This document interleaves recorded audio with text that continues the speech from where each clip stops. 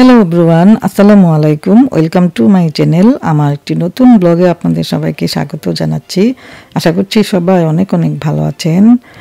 এখন আমরা আছি ঢাকায়, তবে আজকে বাংলাদেশে আমাদের শেষ দিন। আজকে রাতে ঢাকা থেকে আমরা কানাডার উদ্দেশ্যে রওনা দেব। আজকে আমাদের বাংলাদেশের এই শেষ দিনে আমরা ঢাকায় কি করছি সেটি আমি আপনাদের সাথে আমার এই ব্লগে শেয়ার করব। আর সেটি দেখতে হলে আমার সঙ্গেই থাকুন, কোথাও যাবেন না প্লিজ।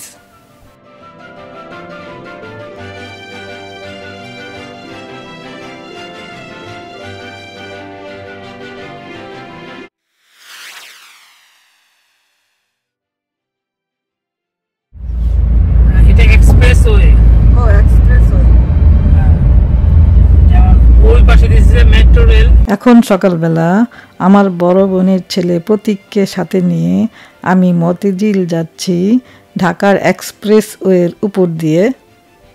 আর আমার বোনের ছেলে এক্সপ্রেসওয়ের কোন দিকে কি আছে সেগুলো আমাকে পরিচয় করিয়ে দিচ্ছে।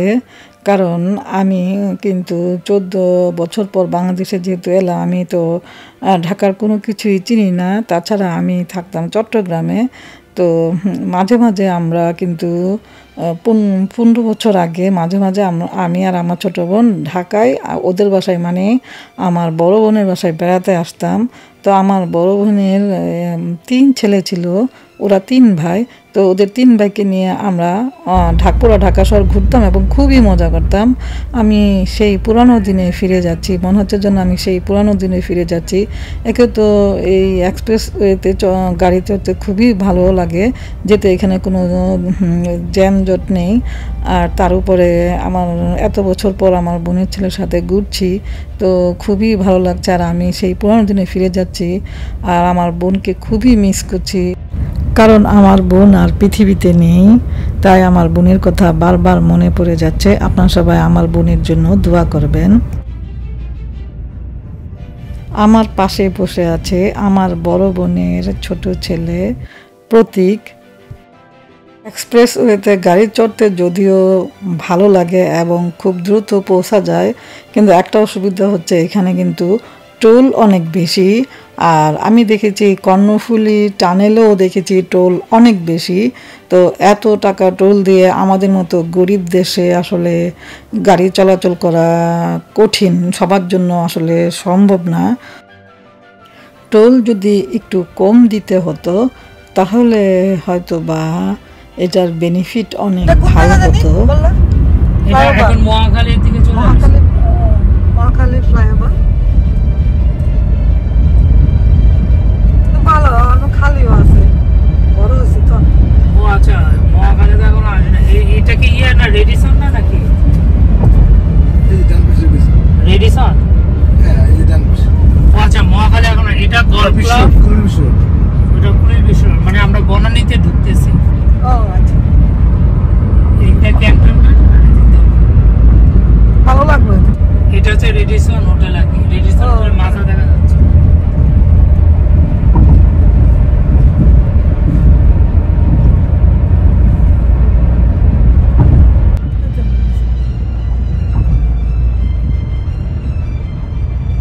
এই পাশে হচ্ছে ক্যান্টনমেন্ট করছে, এই যে বাসাগুলো, যে ক্যান্টনমেন্টের বাসাগুলো।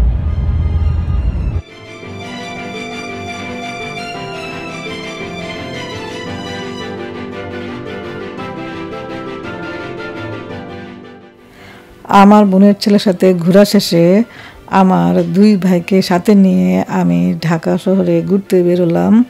এই তো সামনে আমার এক ভাই গাড়ি চালাচ্ছে, আরেক ভাই পাশে বসে আছে, আর পিছনে আমি আর আমার মেয়ে।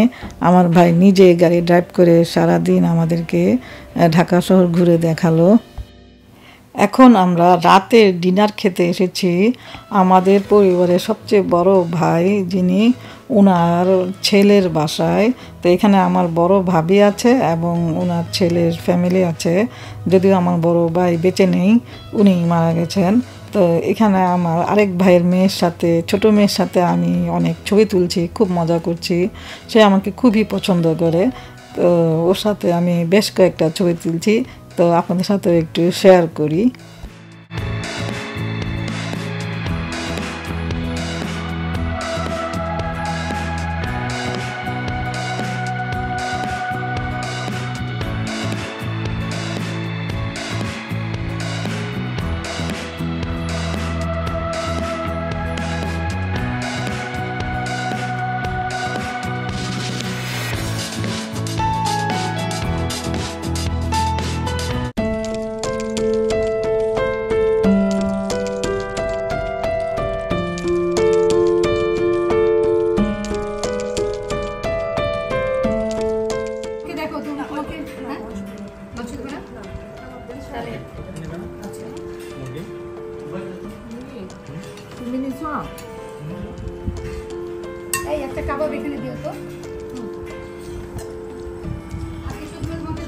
আমার সবচেয়ে বড় ভাইয়ের ছেলে সিজনের বাসায় আমাদের পরিবারের সবাই মিলে একসাথে ডিনার করছি।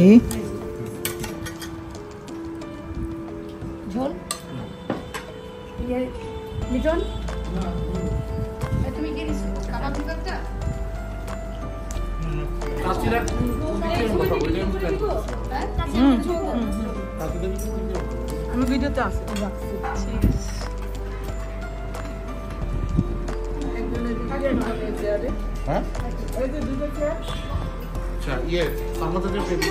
চাচি বলবে না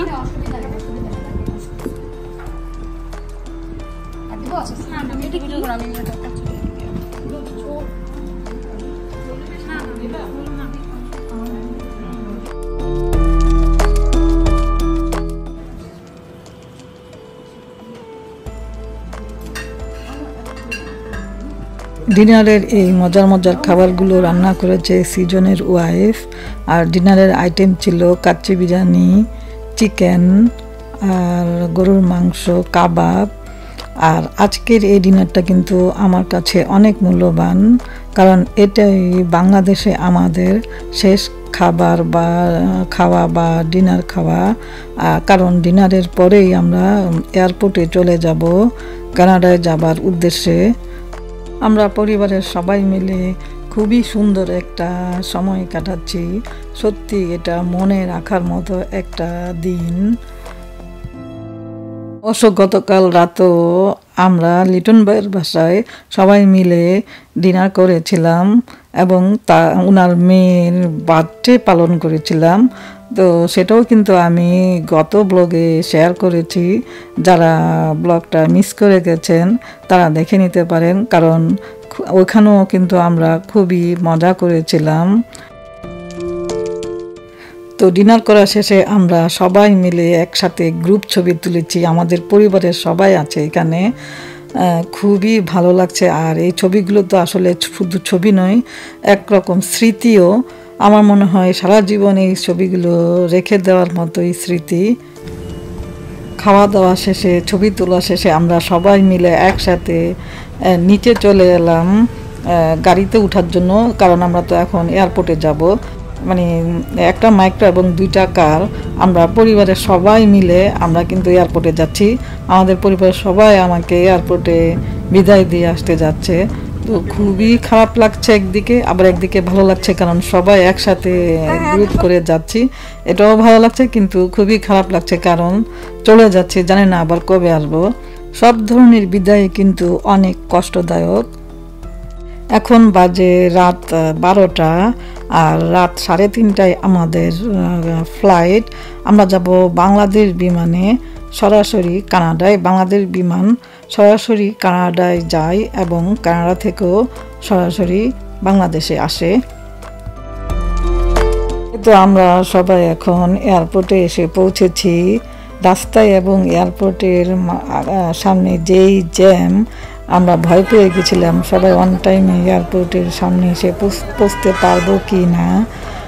যাই হোক, আল্লাহর মতে আমরা সবাই এসে পৌঁছেছি। যে এখানে আমাদের পরিবারের সবাই আমাকে বিদায় জানাতে এয়ারপোর্টে এসেছে। সত্যি এটা আমার জন্য একটা স্মরণীয় মুহূর্ত। আর এই যে এত রাতেও বাচ্চারা ঘুমায়নি, সবাই আমাকে বিদায় দিতে এসেছে, এটা আসলে ভুলার মতো না। সব কিছুর জন্য সবাইকে অসংখ্য ধন্যবাদ। আর এটা আসলে সম্ভব হয়েছে সৃজনের জন্য, কারণ সৃজন কিন্তু এটার ব্যবস্থা করেছে বা আয়োজন করেছে, যার জন্য আমরা সবাই একসাথে আসতে পেরেছি। সৃজনকে আবারও ধন্যবাদ জানাচ্ছি। আমরা আমাদের আপনজনকে ছেড়ে ভিতরে ঢুকে গেলাম, এয়ারপোর্টের ভিতরে ঢুকে গেলাম চেকিংয়ের জন্য। খুবই খারাপ লাগছে সবার জন্য। জানি না এতক্ষণে সবাই বাসার দিকে রওনা হয়েছে কিনা। আমাদের সব কিছু চেক শেষ, এখন আমরা বিমানের জন্য ওয়েট করছি। আর একটু খারাপ লাগছে কারণ আমাদের লাগেজগুলো খুলে ওরা চেক করেছে এবং আমার মেয়ের একটা আইব্রো ইরেজার ছিল, সেটা ওরা রেখে দিয়েছে। এটা শার্প আইটেম হিসাবে রেখে দিয়েছে। ছোট্ট একটা আইব্রো ইরেজার, কতটুকু আর এটা দিলেও পারত। আমরা এখন ফ্লাইটের জন্য বসে আছি। ফ্লাইট যেহেতু 3:30টায়, তো এখন আমরা দেখতে পাচ্ছি একটু লেট হবে, প্রায় 4:45 বাজবে। তো আসলে এত তাড়াতাড়ি আমাদের আসাটা উচিত হয় না, একটু দেরি করে আসলেও পারতাম, কিন্তু রাস্তায় যদি জ্যাম হয় বা এয়ারপোর্টের সামনে যদি জ্যাম হয় এই ভয়ে আমরা আগে আগে চলে এসেছি।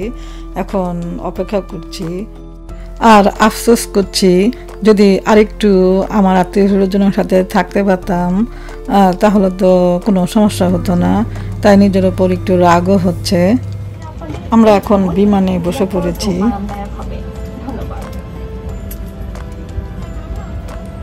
Assalamualaikum, esteemed passengers. On behalf of Biman Bangladesh Airlines, Captain Nadine understood. This is flight stewardess Aliza welcoming you on board our flight number BG3. আমরা বিমানের মাঝখানের সিটে পড়েছি।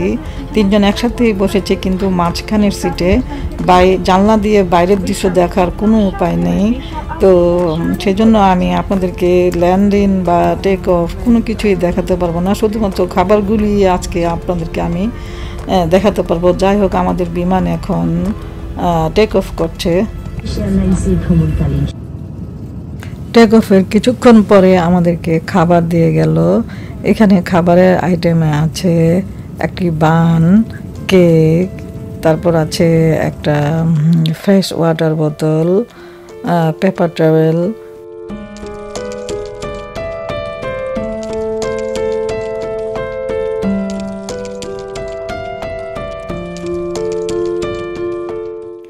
কেচাপ আর বাটার আছে। এই বক্সটাতে আছে ভেজিটেবল কোফতা, চিকেন আর পটেটো দিয়ে একটা কারি, আর একটা ছোট একটা স্প্রাইটের বটল দিয়েছে। মাংস দিয়ে কি জানি মজা হচ্ছে, খুব মজা হচ্ছে।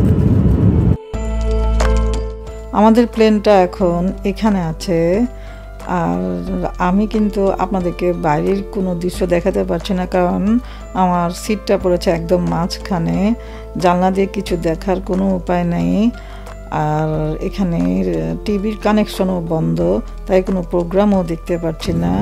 একটু পর আবার আমাদেরকে খাবার দিয়ে গেল। এখানে আছে স্প্রাইট, ক্রোসেন আর একটা ডেজার্ট। প্রতিটা মিলের সাথেই কিন্তু ওরা পেপার টাওয়েল, তারপর স্পুন, ফর্ক এবং নাইফ দিয়ে থাকে। আর এই যে এখানে আছে এগ অমলেট, খিচুড়ি আর চিকেন কারি। তো সফট ড্রিঙ্কও কিন্তু প্রতিটা মিলের সাথে দিয়ে থাকে, এবং চা অথবা কফি খাওয়ার পরে ওরা অফার করে যে কোনো একটা চয়েস করা যায়। আমাদের প্লেনটা এখন ইস্তাম্বুল এয়ারপোর্টে এসে পৌঁছেছে। আর প্লেনটি এখন ইস্তাম্বুল এয়ারপোর্টে আস্তে আস্তে নামছে।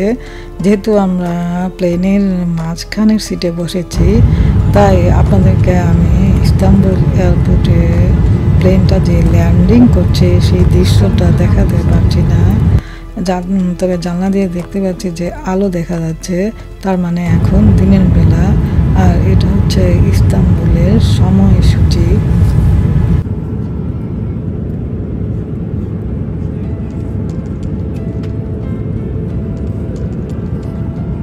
ইস্তাম্বুল এয়ারপোর্টে প্লেনের অয়েল চেঞ্জ করে, তারপর প্লেন ক্লিন করে, মেনটেনেন্সের সব কাজ করে, এবং এখানেই প্লেনের সব ক্রু চেঞ্জ হয়ে যায়, আবার নতুন ক্রু জব স্টার্ট করে। আর ইস্তাম্বুল এয়ারপোর্ট থেকে আমাদের বাংলাদেশ হেডফোন দিয়েছে, তারপর টিভির লাইনও স্টার্ট হয়েছে। কিন্তু যাত্রীরা কেউ কিন্তু প্লেন থেকে বের হতে পারে না। তো আমরা এখান থেকে মুভি দেখতে পাচ্ছি এবং ইস্তাম্বুল এয়ারপোর্টের থেকে প্লেন ছাড়ার সাথে সাথে আমাদেরকে আবারও আরেকটা মিল দিল। আবার এই যে এখন দুপুরের লাঞ্চ দিয়েছে,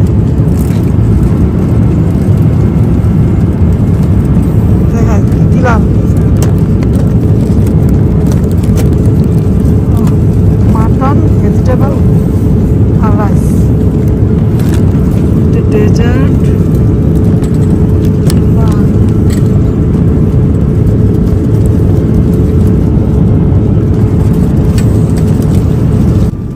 এই তো আমাদের প্লেনটা এখন এখানে আছে।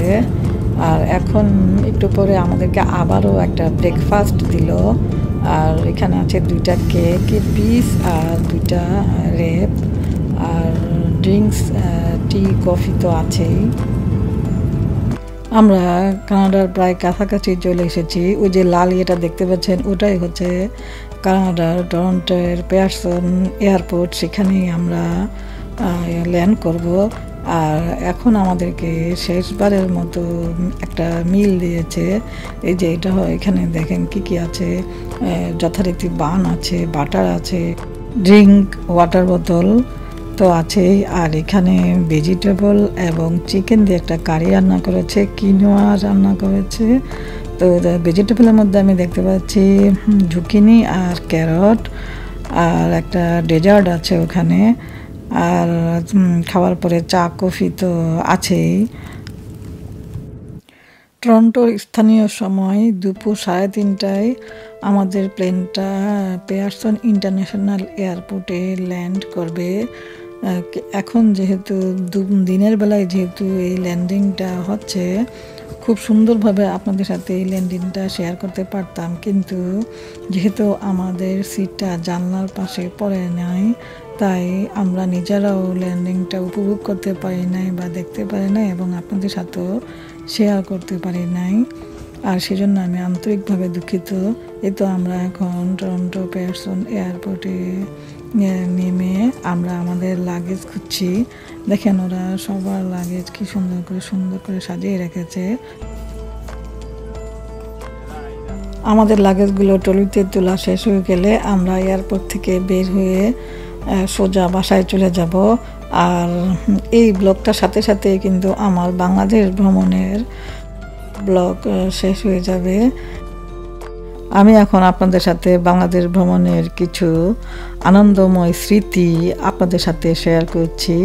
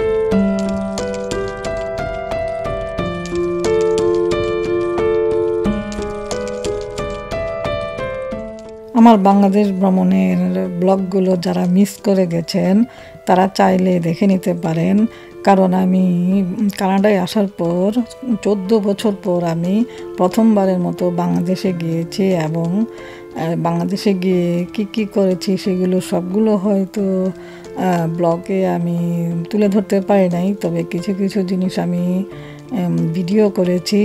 আর সেগুলি আমি ওই ব্লগগুলোতে শেয়ার করেছি, তাই যারা মিস করে গেছেন তারা চাইলে দেখে নিতে পারেন। আর বাংলাদেশে যাওয়ার পর সবাই আমাকে এত আদর যত্ন করেছে, সেটা ভোলার মতো না। আর বাংলাদেশ ভ্রমণের এই স্মৃতিগুলো কিন্তু আমার কাছে সারা জীবন চিরস্মরণীয় হয়ে থাকবে, কারণ আমি কানাডায় আসার পর প্রথমবারের মতো আমি 14 বছর পর বাংলাদেশে গিয়েছি এবং সবাই আমাকে এত আদর করেছে। আর সেজন্য সবার কাছে আমি কৃতজ্ঞ এবং সবাইকে জানাই অসংখ্য ধন্যবাদ। আর আজকের মতো আমার ব্লগটা এখানেই শেষ করছি। আপনারা সবাই ভালো থাকবেন, সুস্থ থাকবেন, দেখা হবে নেক্সট ভিডিওতে। আল্লাহ হাফেজ।